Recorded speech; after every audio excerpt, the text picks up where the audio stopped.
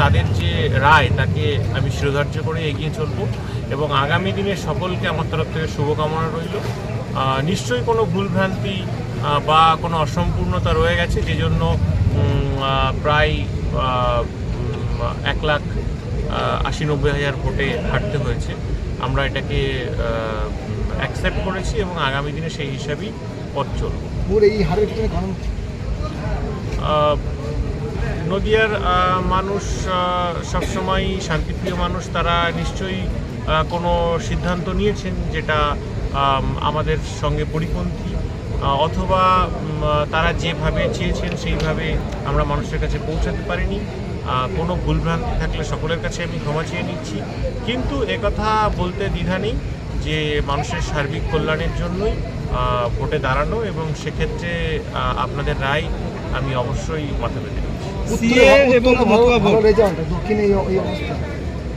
আমরা চেষ্টা করেছি, আমরা প্রত্যেকটা মানুষের কাছে গেছি, মানুষের উচ্ছ্বাস খুব চোখে পড়ার মতো ছিল, আপনারা দেখিয়েছেন সে খবর।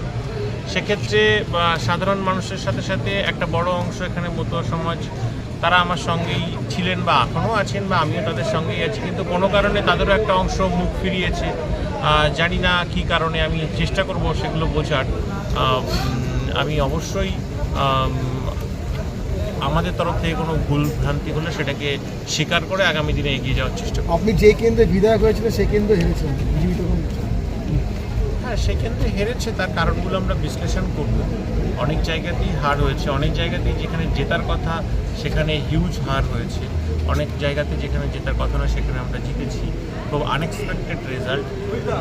নিশ্চয়ই নদিয়ার প্রিয় মানুষ, রানাঘাট লোকসভার প্রিয় নাগরিকবৃন্দ, তারা কিছু সিদ্ধান্ত নিয়েছেন, কিছু চিন্তাভাবনা করেছেন, যেটাকে আমরা স্যাটিসফাই করতে পারিনি। আগামী দিনে আমরা সেই জায়গাগুলো জাস্টিফাই করব।